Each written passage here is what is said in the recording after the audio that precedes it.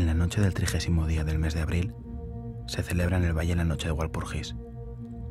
Se trata de una de las veladas más importantes de todo el año. A su vez, a lo largo de toda Europa tendrán lugar cientos de reuniones como esta.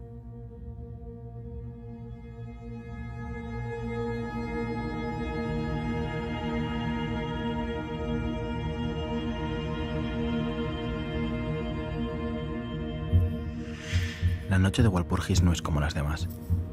Toda bruja lo sabe.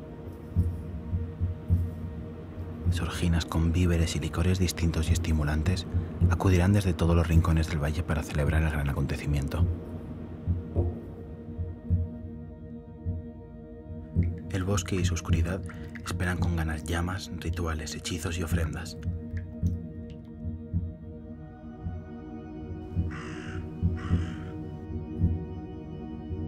Todo se prepara para la llamada al macho cabrío. La esperada noche ha llegado. A lo lejos se empiezan a distinguir cómo llegan las primeras asistentes al aquelarre. Shh. Escucha.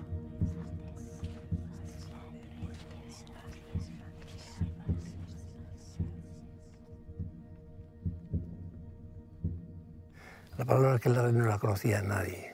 O sea, aquí en este pueblo ni en toda la zona de Pasto Bidasoa, en ningún sitio se habla de aquelarre.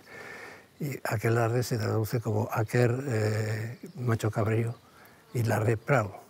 Y creo que fue el obispo de Pamplona el que dijo no había ni brujas ni brujería hasta que se empezó a hablar de ellas.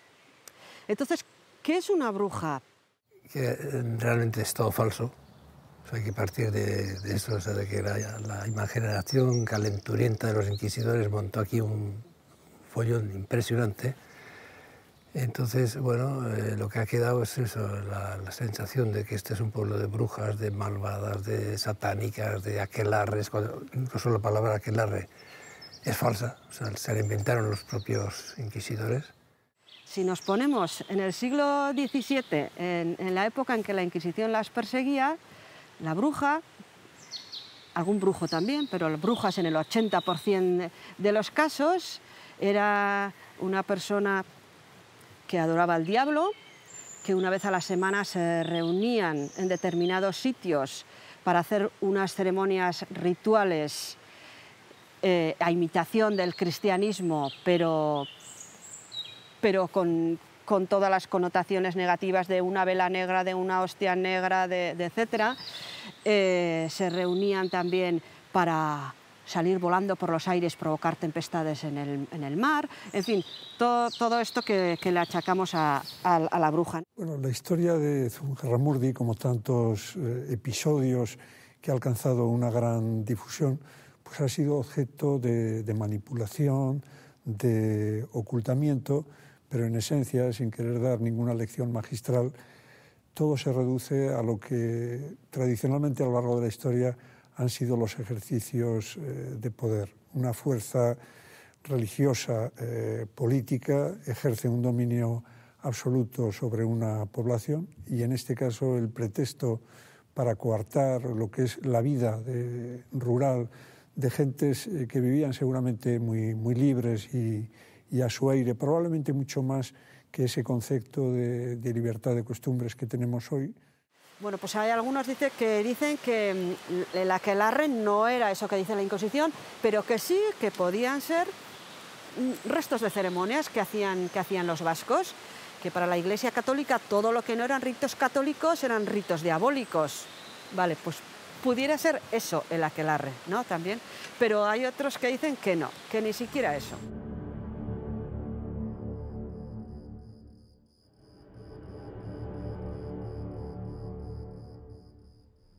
Durante el aquelarre, la pronunciación de cualquier palabra religiosa es severamente castigada.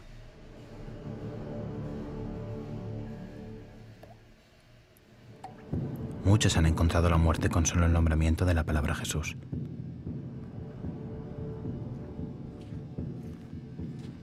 Las brujas de mayor jerarquía son las que inician las ofrendas al macho cabrío, a quien les son entregados los mejores atributos de cada una. Tras esto, las recién iniciadas son marcadas y se da comienzo al baile y los festejos. Las más audaces, con ansia, salen a atemorizar a la población y algunas incluso retornan con trofeos. También están las que dejan al aire los instintos más primarios y se quedan bailando hasta perder el sentido.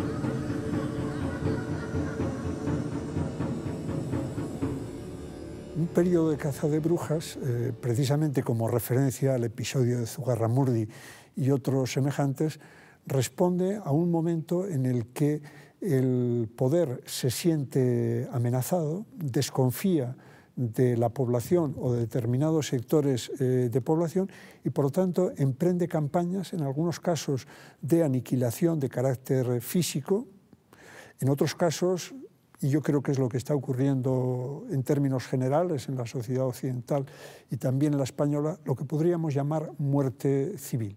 Por ejemplo, uno de los perseguidores que hubo aquí fue el propio abad de Urdas, que es el que quizá por venganza, por problemas que había tenido con vecinos a raíz de esa segregación, pues había ahí una serie de venganzas internas y entonces de ahí empiezan las acusaciones.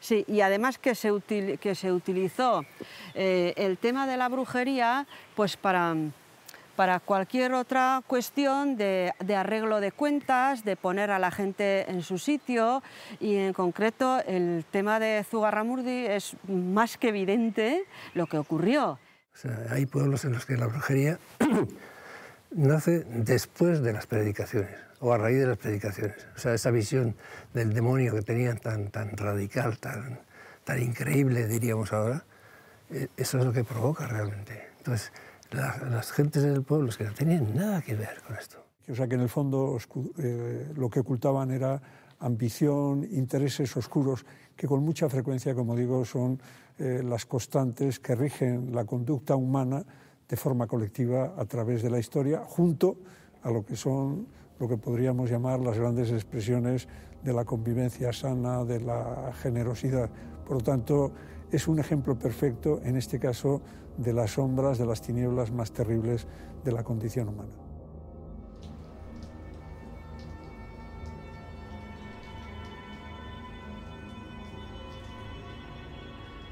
Los primeros rayos del astro mayor, junto al canto del gallo, hacen huir al macho cabrío.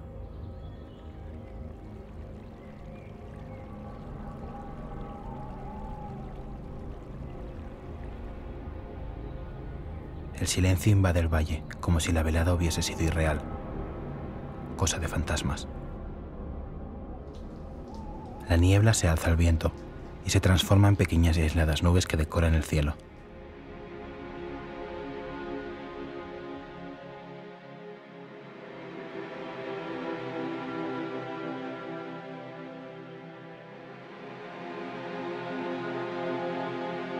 La noche de Walpurgis ha finalizado. A través de los sermones se fue extendiendo a la gente llana y la gente llana, pues bien, entonces no había conocimiento y la palabra de la Iglesia era palabra de Dios, lo que decía el cura, aquello era, nunca mejor dicho, lo que iba a misa. Entonces, si el cura decía, pues tener cuidado, estar atentos entre vosotros, porque si veis a alguien que sale a la noche, igual va a un aquelarre, o tenéis que proteger a los niños porque dicen que las brujas andan sueltas.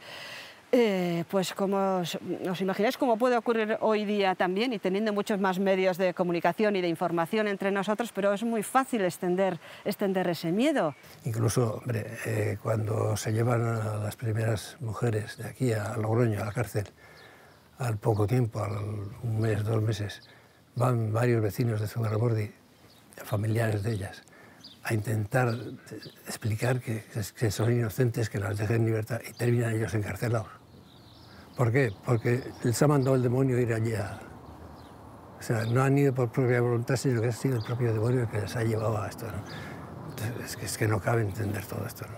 Salvo desde una visión totalmente falsa, ¿no? Yo soy profesor y todavía soy de los idealistas que piensa que la educación es una herramienta de superación humana, de conformación del carácter, que nos ayuda a entendernos mejor, a entender a los demás, a dotarnos de una capacidad crítica frente a lo que puede ser el pensamiento social convencional, y desde luego la educación, estoy convencido de ello, nos protege cada vez más de lo que son los abusos del poder. El pueblo es ignorante de lo que le acusan.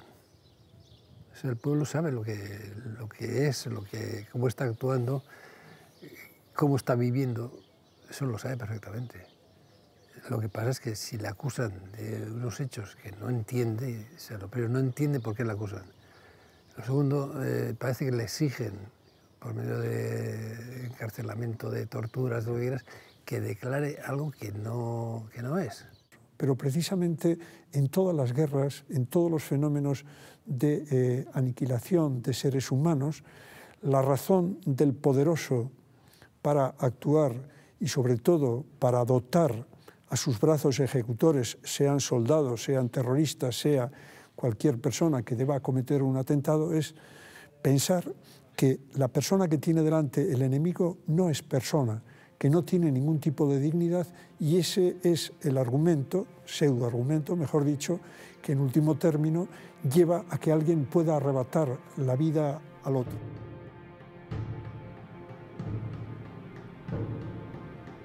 Largos meses de mazmorras, años de torturas, enfermedades, aislamiento y todo tipo de horrores en la oscuridad más hedionda.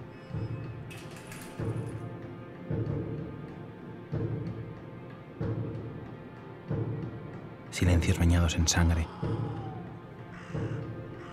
gritos de suplicio, de muerte. Algunas no quieren confesar, no tienen que confesar.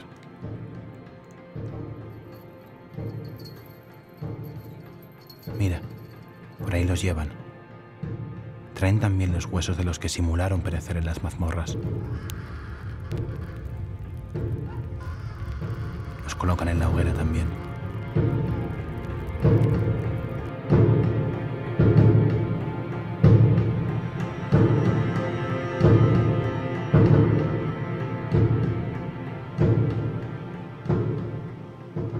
Los secretos en malas manos pueden acabar sometidos a la más cruel y sangrienta exposición. Sin embargo, lo que desconocido es a ojos del poder, se convierte también en entorpecedor y potencial sustituto. Los hilos de la historia siempre han tenido los mismos dueños. Creemos que sostenemos las riendas cuando lo que hacemos es obedecer a unos pocos que sin querer llevamos en un carruaje.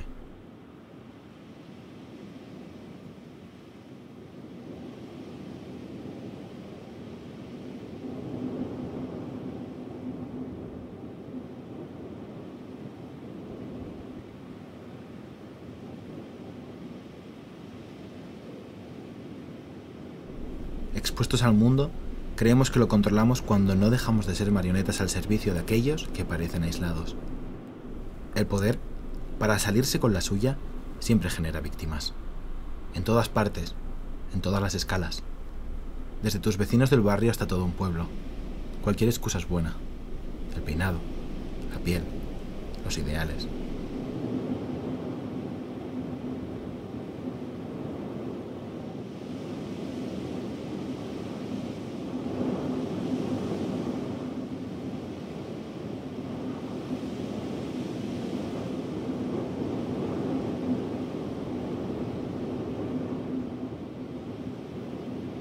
Cualquier elemento que aparezca fuera del estricto control o conocimiento de los tentáculos del poder será detectado como amenaza. Si hay una ínfima posibilidad de que tambaleen los cimientos de los que mandan, el punto de mira se fija directamente en ese acto. Hay que acabar con él, y la mejor forma de hacerlo es confundir a quienes lo desconozcan.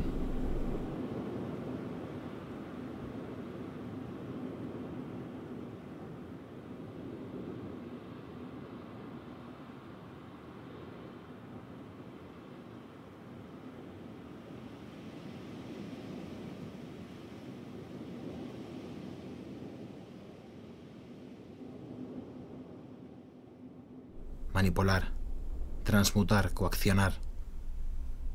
Cualquier precio es válido.